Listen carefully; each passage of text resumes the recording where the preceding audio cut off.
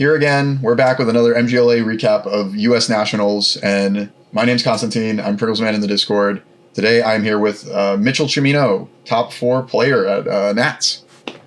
How you doing, Mitch? Yeah, I'm doing great. Better now that I'm talking to you, obviously.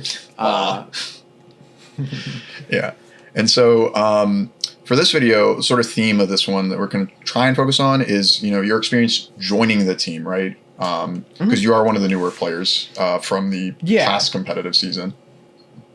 Yeah, as of officially speaking, January 1st of this year. Officially speaking, only in the sense that, and it's funny. I watched one video that was out as of the date of this recording, where Justin was talking about Mitchell was contracted by On Fun Stuff prior, so he couldn't join until this year. The contract from Bromley was mostly just a joke. It was just a funny thing to have. So he's I'm sending out contracts, and I was all right. And I was sorry guys, my hands are tied. I'm signed for the year. Was there a physical piece of paper or just complete? No, it was there was a message at one point. I think it might have been for the first year, not the second year, but I don't remember definitively. On Fun Stuff, prior to Jose Gate was obviously a great group of guys. I'm still friends with all of them. It's very fun to hang out, but it was never concrete set in stone. You must do these things or whatever. Yeah. I gotcha. But here we are now with Team MGLA, right? I kind of want to focus on first things first is First things first is your experience joining the team, right? So just kind of walk through how that happened from your side of Yeah, absolutely. I'm particularly bad with remembering what events things happened at or chronologically when that happened, but I had been for the entirety of the My Hero tenure or whatever, I had seen you guys around, not necessarily you at that point in time, but the old King's Court Gaming type crew prior to them becoming MGLA. I had seen them around at events. I knew Justin. I knew I'm pretty sure after that era, right going into MGLA, it was JJ and Nate were testing with you guys a bunch, and JJ and Nate obviously old On Fun Stuff crew. Been friends with JJ specifically since because I used to play UFS before it was UVS, but I was never competitively good or cared that much. I would just go because it was a fun thing to do. Yeah. So I had known a lot of you guys prior to joining the team, and then I had joined your guys' Discord just to play games and hang out. And then it got to the point where I would jump in and people would go, okay, we're gonna go play some games, and I would not be able to see whatever channel they were going to play games because I was team stuff, and I was oh, okay, well, I'll just sit here. And then Justin was do you want to just play games? And I was yeah, I do want to do that. So I had access to the team's channels or whatever prior to officially being on the team. And then just it obviously made sense because I was just having a ton of fun playing with you guys and play testing prior to joining, and then just made sense to join. Yeah, that makes complete sense. And something we talked about in I think most of the interviews is just sort of that team camaraderie we get. Obviously we're playing universes together, but it's also other things, right? I know we've played League of Legends together, right? Yeah, absolutely. Best Rengar in NA. Thank you. It's pretty. That's just kind of all it's really ever been, right? Team wise specifically, I had the privileged position of in both the past game that I played competitively, Yu-Gi-Oh, and in the current game that I play competitively, Universes, being friends with people who are just insanely talented at the game right out of the gate. So I didn't have to build my way up to getting to have the pedigree to play stronger opponents. I just started playing Yu-Gi-Oh at Jeff Jones locals and was friends with him and Max and all of that sphere of people. So I had killers to test against basically for Yu-Gi-Oh. And then the same thing with Universes, where I was friends with Phil and played UFS on and off when I was a kid, actually 15, 16-ish. My first UFS event I went straight out of my Catholic high school. I was in my uniform and we drove straight to an event from there. But I had my playtesting partners were insane at the game. So like I just, if I wanted to get good, all of the resources were there for me. It was just a matter of like how much effort or time I put into it. And like building up on that basis just like made it so when the My Hero IP got announced, because like that's my favorite anime, I just like went full in and started playing a bunch, own every card in the game, and just like, you know, from a team perspective, it was a weird shift in that like teams in Yu-Gi-Oh are very much like results are the only thing that matters. Like you're usually friends with your teammates. However, it's always like very like secretive, like information is being hidden, or like what teams know about what, like who knows about this going into the event, like are people doing this, etc. But this game is like much smaller and the community is like much tighter knit. So like Team on Fun Stuff, for example, was just like Bromley's friends, and that was perfectly fine because like I loved that. I had fun playing with playing card games with my friends, and my friends just happened to be incredibly good at the card game, right? So it was just like super mutually beneficial. And the same thing here as well, where like you guys are all very talented at the card game, and it's enjoyable to hang out with you guys in Discord and just like do literally anything else besides playing cards and playing cards. Yeah. And I had the same perspective about, I was never on a Yu-Gi-Oh team, but like I did play Yu-Gi-Oh, and that was always my perspective of those teams where like, yeah, it was results is what mattered. And like, yeah, maybe those guys are friends, but yeah, definitely a different dynamic we get to have in this game.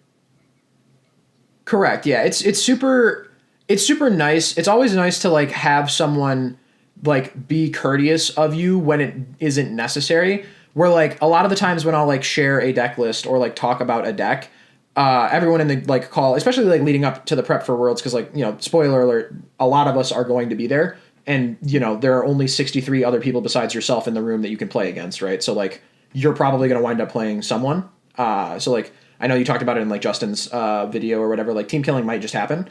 But they were like obviously very courteous, and they were like, hey, I don't know if you want this like leaked or talked about. Is it cool if we talk about this deck? Or like, hey, do you mind if like passing me this list? If not, that's perfectly acceptable because that's part of your prep, blah, blah, blah. That just like wouldn't happen in other games, or like in a like much harsher competitive setting. Not to say that this isn't competitive. It's just a matter of like, we are before, you know, like playing card games, like we are friends, right? Yep. Like that's what it is at the end of the day. So like, it's super nice to be asked, hey, do you mind if I like talk about your list or play it or share it? Like I don't, and I'm happy you asked. Like it's nice. It's nice to have that. Yeah, 100%. And so I guess we've already like, we're starting to touch on it with this conversation of, you know, what preparation for Nats looked like for you, right? Where we, you know, we were already playing games in the Discord. So like that's leading up to it. But if you want to like, get a little bit more into that sort of like, I guess you can say whatever time you want, but I'm thinking like after Atlanta. Yeah, for sure. So like, I didn't really consider it prior to having a conversation about it at with someone at Nats, but like for lack of a better term, the past year after the Wish tournament and everything happened with like, you know, Jose and all that, I was like sandbagging last year, last format. Like I did not make top cut at any Premier event that I went to, and I did go to all of them. Mostly I like told myself I was going to hang out for like the first two, and then the third one I tried and still got bodied. But I kind of lost my spark in a little bit of a way. Like I was resting on my laurels insofar as like I had a character coming out and I knew I was good at the game and I'd like proved it or whatever, but none of that really mattered. I just like wasn't having as much fun playing. But like, you know, going into Nats, I think it really like the team really did just like help in that regard, right? It was like I just had more like people to play with more consistently. That was like the type of playtesting that I like doing, where it's like I'm just gonna play like infinite games going first against you, infinite games going second against you, and then the same thing pre and post board, and like we'll just work on matchups like that. And like the prep helped a lot. Like I showed up to Nats without a like deck completed, right? Because like it was pretty much the same type of thing where like I wasn't all too concerned with my performance at the event. I wasn't planning on going to Worlds because it was going to be like inaccessible price wise, and I just have like a lot going on this semester for school.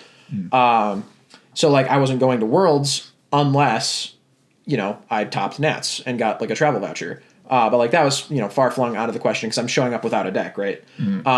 But what I realized over the course of like my rounds and my tournament after we put this deck together was I had just been like, being the practice dummy for like a bunch of different people. So I just had like a very holistic view of the format, and like I had played everything. Like I would go, oh, you're trying to play this deck at this event. Have you tested these matchups of like decks that I think are probably going to be good that you'll see? Have you tested against those? If not, let me play a couple games with those into you. So I just like knew my role in like most of those matchups from like the Berthold side of it, which is like what I wound up taking. But yeah, like I showed up to the event with like an entire like big deck box full of cards for other people to borrow, and I didn't have my own deck. Wub actually brought my deck for me. And then we made a bunch of changes the night before in the room just because it was like, it was the carcass of a concept that Travis had for something that he discarded because he wanted to play Krista. And we were like, well, there's something here, but there are also only 4 0 diffs in this 2-check deck, so that should probably change. And then we, I think what I did was I handed the deck to Wub and Ryan, and I said, is there anything offensive in this deck? Like, when you look at it, do you see anything appalling? And then they looked through it, and they were like, yes, there needs to be things that are changed about this. So we made like a lot of changes the night prior, and then part of the event was just kind of running hot, but like outside of that, it was also, the deck was incredibly well positioned, and I didn't realize it until like about 3 or 4 rounds in. Like I think specifically, because if we want to do like a little tournament recap, it's like round 1, I believe I played against Bakugo 4, and that match somehow went to time, which was interesting. And then round 2, I played against a Zeke Jaeger, and I got to leverage the fact that like the Death Berthold decks, like the ones that everyone are prepared for, are trying to like turbo flip, and all of their attacks have like a lot of stats on them regardless of like whether or not you actually invest into it. And most of those, like the Zeke deck cares about having its backups live, right? And most of those attacks cannot be sent at a backup profitably. But my Fire deck, all of my attacks are just excuses to enter the enhanced step. So like I just threw like 3 Wish Hards at backups, and he just didn't have an effect. So like it was fine. And then round 3 is when I like really realized, oh, this is what this deck's position in the format is supposed to be. And I talk about it in my deck profile. I kind of realized over the course of the weekend why my deck was good, which is not, the best way to start a tournament, or to like go into anything as far as like prep goes. But I played against a Death Berthold, and he was like, I think I should be pretty okay into the mirror. And I was like, I think so too, for me. And then you spend a majority of that matchup on the front side of your character on either side, either the Death deck or the Fire deck. And you're just way better as the Fire deck on your front side. Because with like Lust for Battle, over the course of your attacks, finding enough of them means that you're removing them, and like the Berthold deck can't afford to throw away a card in its hand to clear its bad check with the Lust for Battles floating if they want to always consistently throw like the same suit to make sure that your attacks are not above printed. And you just throw enough attacks at them in a row that they can't DR everything because everything is coming at them for at least printed because you are the same character. Yeah. I was going to say... And then round... it's a little innocuous, but just how crazy Lust for Battle ends up being in your deck, where Oh yeah.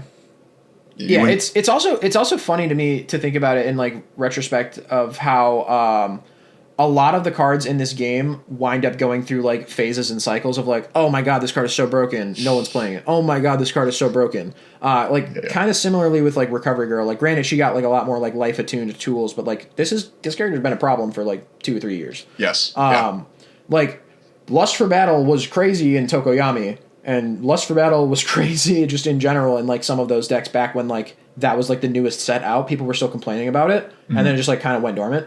Lust for Battle is still crazy. That card is wild. That card is insanity.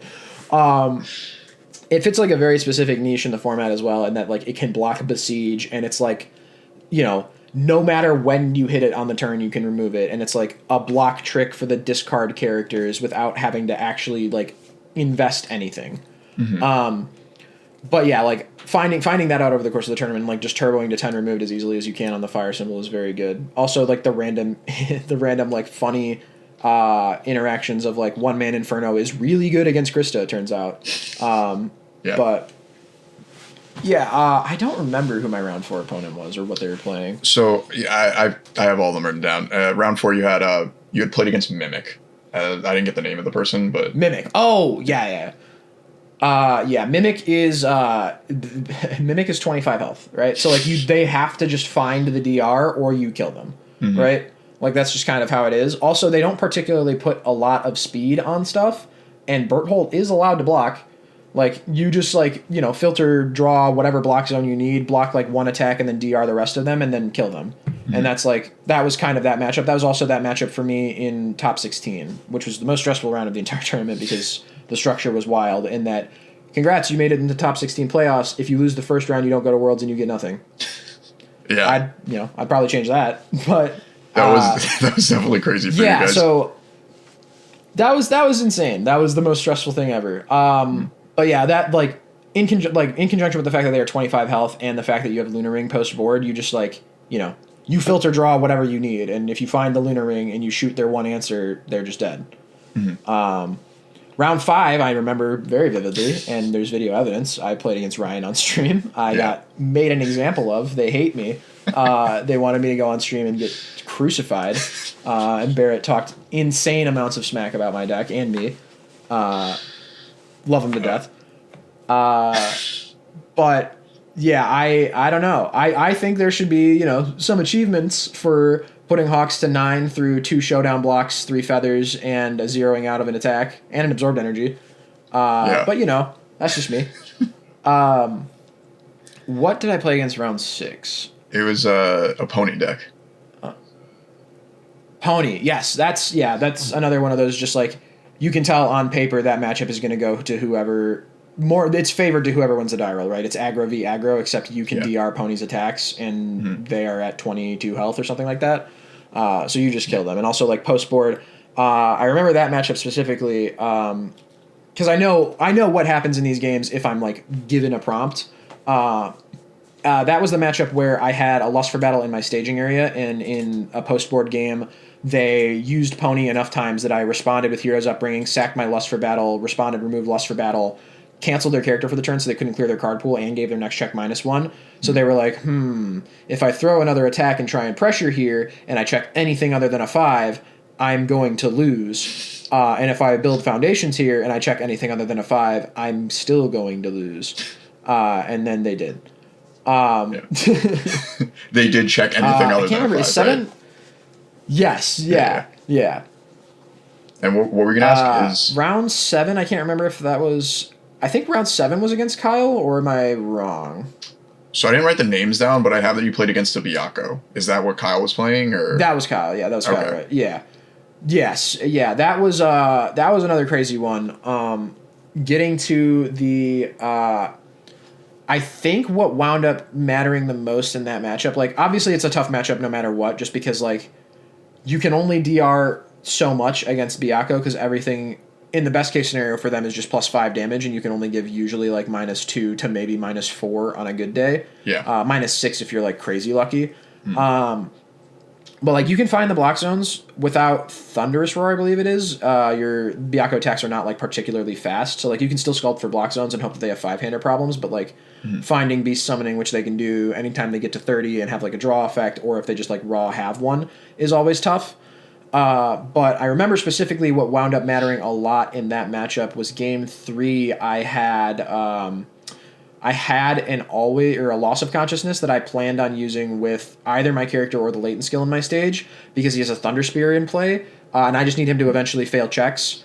So I use it to seal his Thunder Spear because he has enough of the what are they called? The Beast Summonings that he could just like remove 2 of them by re-readying the Thunder Spear. So like I just need him to eventually fail checks or to to be playing on like actual 5s or 6s, and that wound up being like a huge difference maker. That that match I almost lost to the green enhance on Great Buckler. Because I was like, I will play this card, then I will play Lethal Slash. And I will go any response on play, and Kyle looked at me like I was an idiot, and then he was like no, and I was like excellent, we got him. I will blitz draw a card, and then he goes I will Great Buckler, and I was like what? And then I read it and I was like what? This is green, how is it an enhance? And then I was like wait, Berthold can still win, and here's how. Unfortunately, I used a blitz, not my enhance, so I still have an enhance. I'll draw 2, and if I find a loss of consciousness, I can seal it. I didn't, so I didn't get to kill him that turn. But it was very scary. I thought I punted on accident, and I was like, no, curse you, green grape buckler. No, you. But yeah, that one was scary. That one was a bit of a doozy. And then I do remember my win-in round. My win-in round was against a Rodan on Void, I believe. And yeah, that was just a matter of like number of attacks. Like Rodan can block literally everything forever. You just need to run them out of cards in hand. And I was able to do that. And also the fact that they have 7-hander life makes it a little bit easier because like my attacks, when they do wind up hitting, are for like a third of your health per time that you are hit. So it's like, you know, you just need to go until you find enough teamings and then just play them on like on a 5, on a 6, on a 7, and then be like, I don't know, I hope this was enough attacks. Yeah. And it was in the first game. And in the second game, I brought in, because they leverage like, you know, previously not unique Knots flasks and VMEs. So like bringing in the Lunar Rings helps immensely because you just like lead Lunar Ring. And then I believe against that opponent, they had one moment on the kill string. They had one momentum, a VME, and a Knots flask, and my hand was like all orange, very angry, and so I like shot the Knots flask, and they were like, "Oh, you have like 4 attacks in hand," and I went, "I don't care if you block, man. Like it's gonna happen. If it's gonna happen, I'll just kill you." And then the last round of the tournament, I got paired into Travis, which was great because that meant that my opponent would ID with me because we were already both in contention. Travis just like double draws in because he was 7-0, and I was 7-1, or actually I guess he would have been 7-0-1 at that point. But yeah, I made it in an X1-1, wound up 4th seed. Top 16 match, I played against Patrick Toombs on Mimic, and they did I actually think that the coverage for the event, as far as like the pictures and stuff like that, they did a fucking killer job. Yes. Like super, super stoked on how the event coverage went, as far as like, you know, the social media side of everything, or like the videos and pictures. They did the crazy the fighting pose. Each other like top cut photos. Yeah, those were sick. Those were super duper tight. I played against Patrick. Patrick's a super nice dude. That was also a very fun match. Game 1 I won because again it's like Mimic has 25 health. I will just do enough damage over the course of a string eventually. And then game 2, I thought I had it locked up. I played my best line numbers wise. I don't remember the exact scenario, but I know that there was like maybe 11 or 12 cards left in my deck. And my line was like play a seizing the advantage, then play an attack. And the attack that I played would have been lethal and too fast usually for him to block no matter what. And the only way that line is not like game immediately is if I check runner 2s, and there were only 2 left in my deck, and I checked both of them, and then I wound up losing that game, and I went, oh my god, if I lose because of runner 2s in the most important match of the entire weekend, I'm going to tilt so hard. But actually, in the moment, I wasn't really thinking about that at all. I was just like, oh, thank God I get to go first again. And then, I went first again. But yeah, that was stressful. In retrospect, I was like, oh my God, I would have been so tilted. But I got in.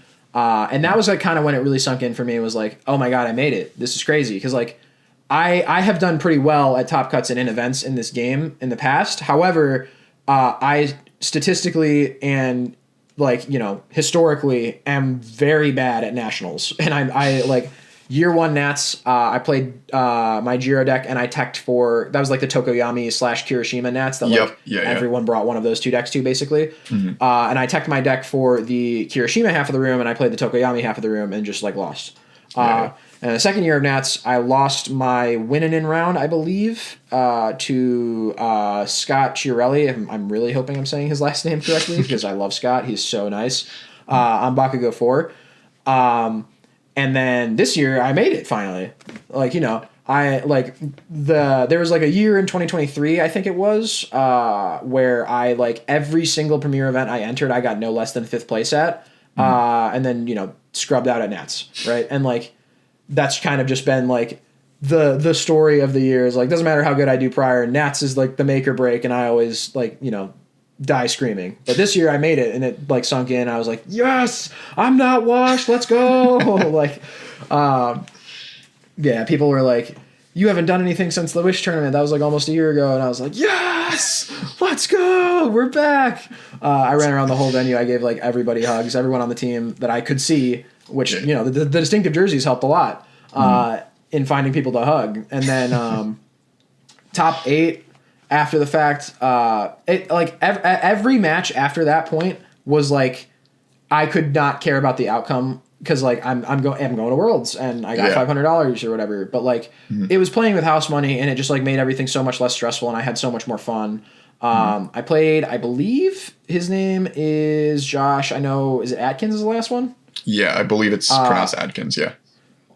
Yeah, I think so. Josh is so nice, dude. Josh is one of the nicest people I've ever met, and that was like the first time meeting him. So like that's the impression that I got. He's like super duper nice, and we played. Basically a very similar type of deck where he's just like he's playing casino stuff and just doing like aggro stuff like that and I'm Bert, right? So like I do the casino part on my face of like drawing and discarding and hitting triggers and bin. But I went first, I killed him, and then game 2 in between games 1 and 2 because we were like, you know, we the match ended very quickly. I was like I turned to the judge and I was like, I don't know if I am allowed to do this or not. But I'm going to finish sideboarding. I'm siding like 5. I'm going to shuffle my deck, present it for cut. I have 3 minutes to side technically, and that took me like a minute. May I go pee and grab water? And the judge was like, yeah, you can just do that. And my opponent was like, okay, thank God, because I was going to ask the same thing. I didn't want to sprint. And so we both like left for a bathroom break. I left like all my stuff at the table, like my phone or whatever. Left for a bathroom break, came back with some Dixie cups of water, played out game 2. He played some pretty good defense, played some pretty good offense, but wound up on like 1 foundation left in stage because of Mirko like re-readying and stuff like that. And then died. We talked after the match and he was like, yeah, I realized at a certain point in time in the game that prior to leaving for the bathroom, I like set these cards aside to bring in and then just didn't side them in. And I was like, oh my God, no. I was like, you were so nice. You should have just told me before the game started or as soon as you realized I would have ran it back. We could have just played game 2 out again, but that does suck for him. Yeah, he was just happy to be going to Worlds, and I was happy for him. He's a super nice dude. And then top 4 was like one of my favorite matches of Universes ever, period. And probably I think the best match of the weekend, like for like all encompassing like for the card game, right? Like game 1, I played incredibly well around Runaway and just in general, and so did Travis. But we both like knew what was going on, and I broke serve, which was crazy. And then every game after that, it got much harder because he just brought in 9. Game 2, I don't remember everything definitively. I'm pretty sure I flipped, which, you know, whoops. Usually I guess that's the bad part of the character. I think I flipped. I flipped thrice in total over the weekend. Once against Ryan on stream and lost. Once against Travis on stream and lost. And then once in rounds. And I'm pretty sure I would have won no matter what. But flipping made it easier because I don't think they were... I can't remember what matchup it was against, but it was against a matchup where they didn't have like hand trap stuff to like really stop you, like no runaways is what I mean, or like Genkais. So like you just flip to the other side, and if you see enough orange cards, anyone dies. So like I just did that for that reason because they were like 2 ahead on board. And then game 3 against Travis was cinema. It was like masterful. We both played as well as we could have. I like on his attack string that killed me. I would have started digging as fast as I could on every attack that he gave me the opportunity to use my character on for a loss of consciousness to seal his disarming glare so that I could keep pressing my enhance button. But he milled it for me, and I hit loss of consciousness, and I got to keep pressing the Burt button on every one of his attacks, put myself to a spot where I was at like 13. He had 2 momentum with a walk the dog, and he powerfuled it twice. And I put myself in a spot where, and Travis and I both knew we were playing towards the spot at a certain point in time where Travis has 3 counters. So I will get an enhance before he gets to stack my deck. And I go, and I do the math, and out of 9 cards remaining in my deck, 4 of them are the -2 damage triggers. I have 0 cards in my hand. I cleared his thing that he stacked on top of my deck the attack prior, which is the only way I could get myself into this spot. And I go, you can't hear it on the stream audio because it's just the player audio, but I go to Travis, all right, Travis, I haven't run the exact numbers, but I'll tell you what you already know. There are 4 minus damage triggers in my deck. I will be drawing 2 out of the 9 cards. If I hit exactly 2 minus damage triggers, this like a million damage walk the dog will go down to 6 damage, leaving me at 1 instead of dead. Yep. And if it happens, we both played insane. And so I grabbed the top 2 cards in my deck, Windmill slam them. They are not that. Travis accidentally knocks the player camera over, stands up from the table, goes, fuck! Whew! Yeah. And then walks away. And either way, it's one of those spots that I'd been in before and felt the same way then, prior to like knowing more about it after the fact with like Jose. But I was we were in a spot where either I move on to finals and I'm stoked about it, or my friend moves on and I'm equally as stoked about it. Mm-hmm. And yeah, it was just a great weekend overall. I think 3 out of the 4 in top 4 specifically were MGLA, and I tested Ryan, so like, you know, we can take some equity out of that. Yeah, we can chalk that one up. I did want to at least say about the Travis game. Yeah. Kind of bringing it back to this idea of how absolute cinema it was.